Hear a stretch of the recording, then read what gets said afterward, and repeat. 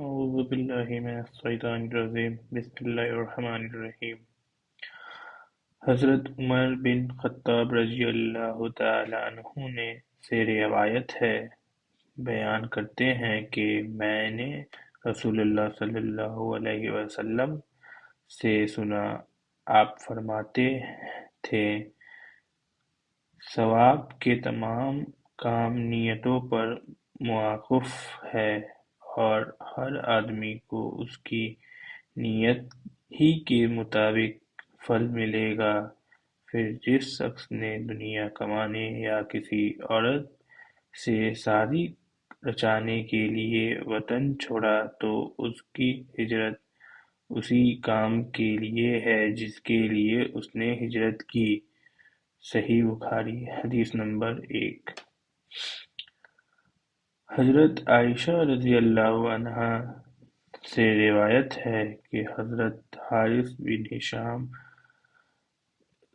رضی اللہ عنہ نے سے رسول اللہ صلی اللہ علیہ وسلم سے پوچھا، یا رسول اللہ صلی اللہ علیہ وسلم، آپ پر وحی کیسے آتی ہے؟ تو رسول اللہ صلی اللہ علیہ وسلم نے ارشاد فرمایا، کبھی تو وحی آنے کی کیفیت گھنٹی کی ٹن کی طرح ہوتی ہے اور یہ کیفیت مجھ پر بہت گران یعنی مشکل گزرتی ہے۔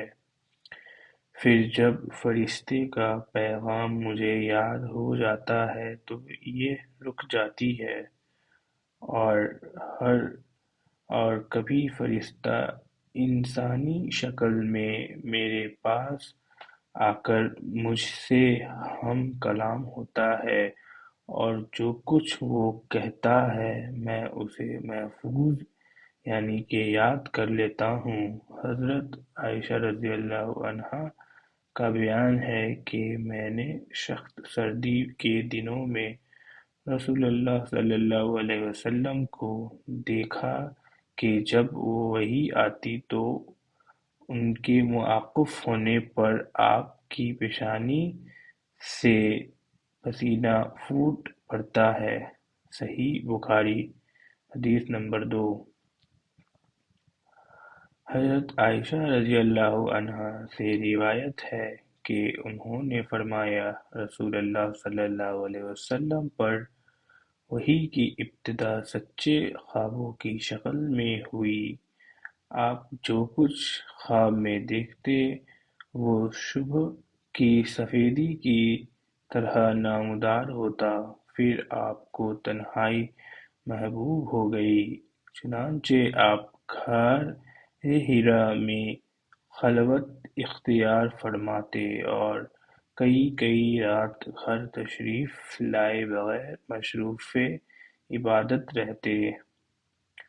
آپ کھانے پینے کا سامان گھر سے لے جا کر وہاں چند روز گزارتے، پھر حضرت خدیجہ رضی اللہ عنہا کے پاس واپس آتے اور تقریباً اتنے ہی دنوں کے لیے پھر توشہ لے جاتے۔ ایک روز جب کہ آپ غار حرا میں تھے، یکایک آپ کے پاس حق آ گیا اور ایک فرشتے نے آ کر آپ سے کہا، پڑھو۔ آپ نے فرمایا، میں پڑھا ہوا نہیں ہوں۔ اس پر فرشتے نے مجھے پکڑ کر خوب دبوچا یہاں تک کہ میری قوت برداشت جواب دینے لگی۔ پھر چھوڑ کر کہا، پڑھو۔ میں نے کہا، میں پڑھا ہوا نہیں ہوں۔ اس نے دوبارہ مجھے پکڑ کر دبوچا یہاں تک کہ میری قوت برداشت جواب دینے لگی۔ پھر چھوڑ کر کہا، پڑھو۔ میں نے پھر کہا، میں پڑھا ہوا نہیں ہوں۔ اس نے تیسری بار مجھے پکڑ کر دبوچا، پھر چھوڑ کر کہا، پڑھو اپنے رب کے نام سے جس نے پیدا کیا، جس نے انسان کو خون کے لوتھڑے سے پیدا کیا اور تمہارا رب تو نہایت کریم ہے۔ رسول اللہ صلی اللہ علیہ وسلم نے ان آیت کو لے کر واپس آئے اور آپ کا دل دھڑک رہا تھا۔ چنانچہ آپ اپنی بیوی حضرت خدیجہ بنت خالد رضی اللہ عنہا کے پاس تشریف لے آئے اور فرمایا، مجھے چادر اوڑھا دو، مجھے چادر اوڑھا دو۔ انہوں نے آپ کو چادر اوڑھائی، یہاں تک کہ خوف زدگی کی کیفیت دور ہو گئی۔ پھر آپ نے حضرت خدیجہ رضی اللہ عنہا کو واقعہ کی اطلاع دیتے ہوئے فرمایا، مجھے اپنی جان کا ڈر ہے۔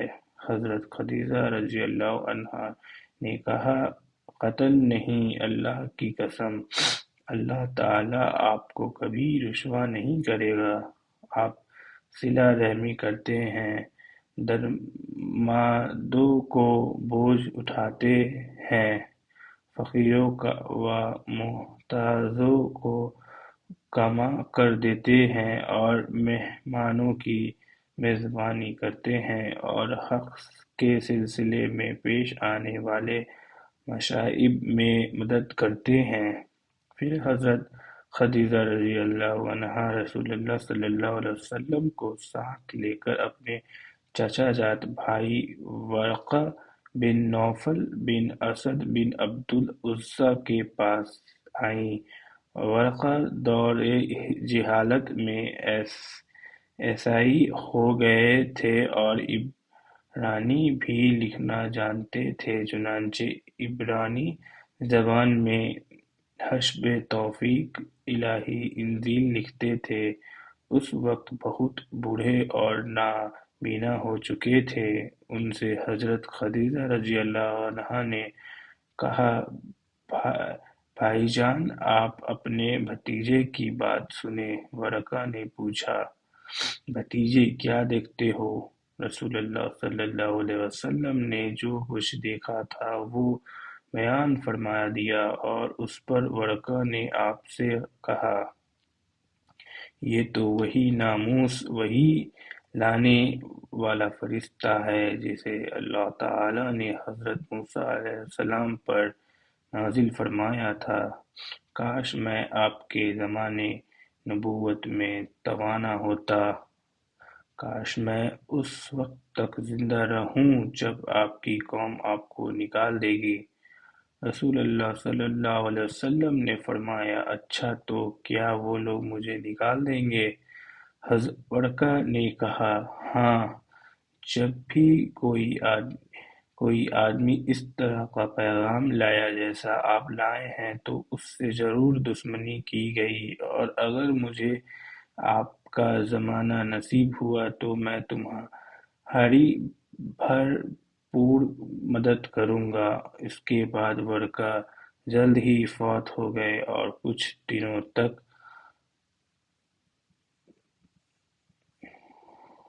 وحی کا سلسلہ بھی بند ہو گیا۔